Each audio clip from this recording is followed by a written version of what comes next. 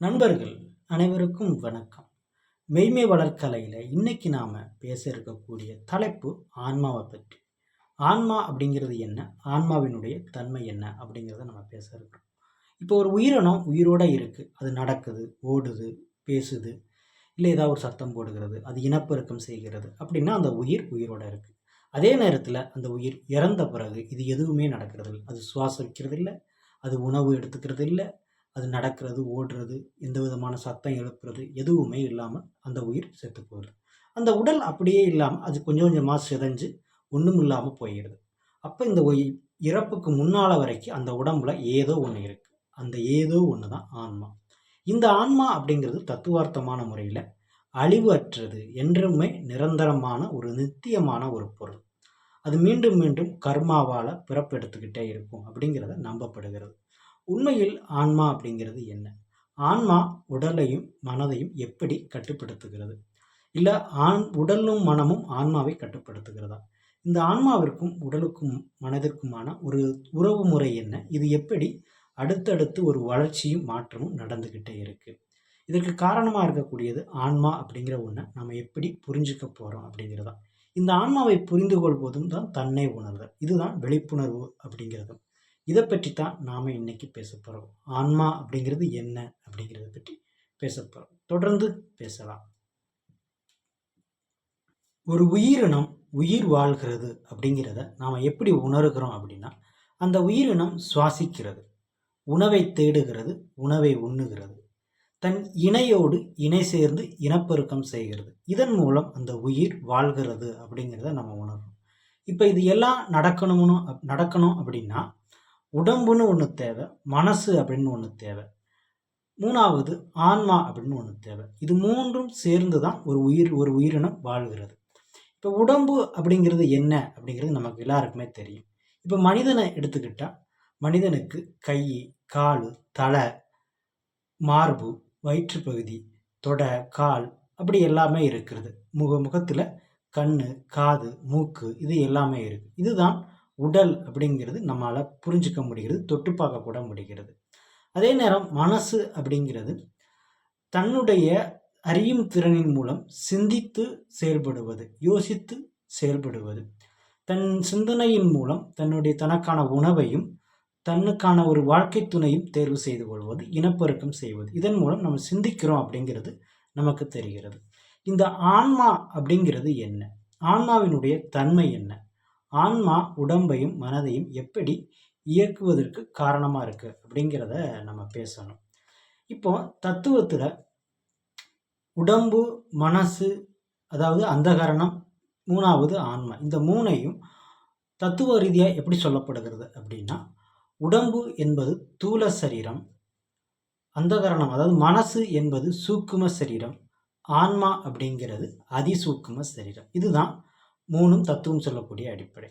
இப்போ இந்த மூணையும், உடலையும் மனதையும் ஆன்மாவையும் நம்ம புரிஞ்சுக்கணும்னா மாயை அப்படிங்கிறது என்ன அப்படின்னு நமக்கு தெரியணும். தத்துவத்தில் மாயை ரொம்ப முக்கியமான ஒன்று. ஒரு உயிரினம் உருவாகுவதும் அது எப்போ உருவாகணும், அதற்கான தன்மை என்ன அப்படிங்கிறதையும், அதனுடைய வாழ்நாள், அது வாழ்வியலில் எப்படி இயங்கணும், அது வாழ்வியல் எப்படி இருக்கணும், அதனுடைய உணவு முறை எப்படி இருக்கணும், அதனுடைய இனப்பெருக்க காலம் எப்படி இருக்கணும் அப்படிங்கிறத எல்லாத்தையும் தீர்மானிக்கிறது மாயை அப்படிங்கிறது தான். மூணாவது அது இறுதி காலம் எப்படி இருக்கணும் அப்படிங்கிறதையும் மாயை அப்படிங்கிறது தீர்மானிக்கிறது. அப்போ ஒரு பொருளுடைய தோற்றத்தையும் அது நின்று இயங்குவதையும் அது இறுதி நிலையையும் தீர்மானிப்பது மாயை. இப்போ இந்த மாயை அப்படிங்கிறது என்ன?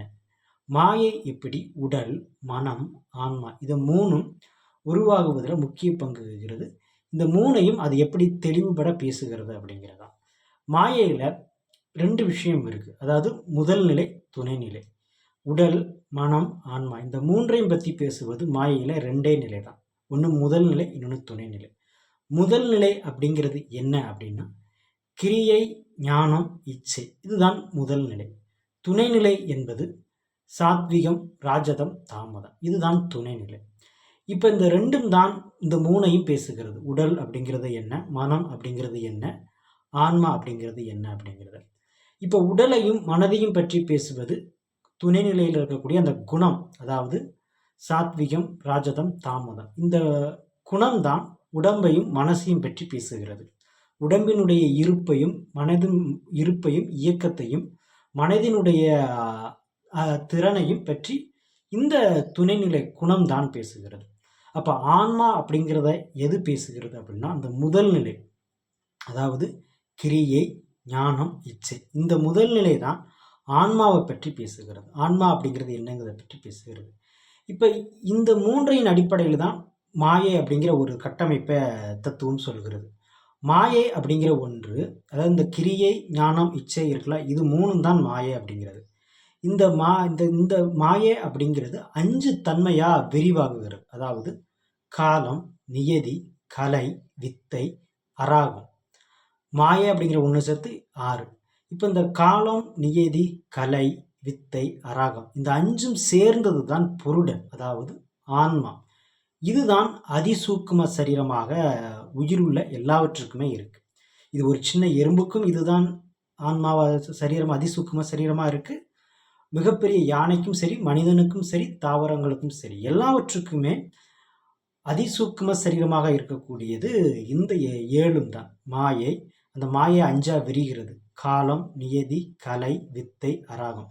இந்த 5ம் ஒரே கட்டமைப்பாக இருக்குது புருடன். அந்த புருடன் அப்படிங்கிறது தான் ஆன்மா அப்படின்னு தத்துவம் பேசுகிறது. இப்போ இந்த ஆன்மா என்ன செய்கிறது? இது எப்படி உடம்பையும் மனதைக்கும் ஒரு அடிப்படையை தீர்மானிக்க அப்படின்னா, இந்த ஆன்மா, அதாவது அதிசூக்கும சரீரம், அதுதான் ஆன்மா. அந்த ஆன்மா அப்படிங்கிறது ஒரு பொருளுக்கான இருப்பையும் இயக்கத்தையும் தீர்மானிக்கிறது இந்த அதிசூக்கும ஆன்மா தான். இந்த ஆன்மா அப்படிங்கிறது தான் ஒரு பொருளினுடைய இயல்பு.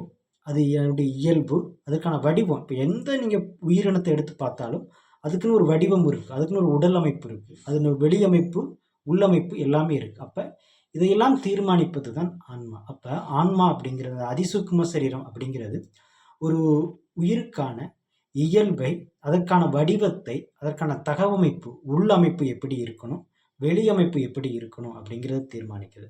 அதே தகவமைப்பின்படி அது எப்படி இயங்கணும், அதனுடைய வாழ்நாள் எப்படி இருக்கணும், அதனுடைய உணவு முறை, அதனுடைய சுவாச முறை, அதனுடைய இனப்பெருக்க முறை, அதனுடைய வாழ்வியல் முறை, அது எந்தெந்த சூழலில் எப்படி எப்படி இயங்கணும் அப்படிங்கிற ஒட்டுமொத்த தகவமைப்புமே இந்த ஆன்மா, அதாவது அதிசூக்கும சரீரம் தான் ஒரு உயிருக்கு செஞ்சுக்கிட்டே இருக்கு, தீர்மானிக்கிறது.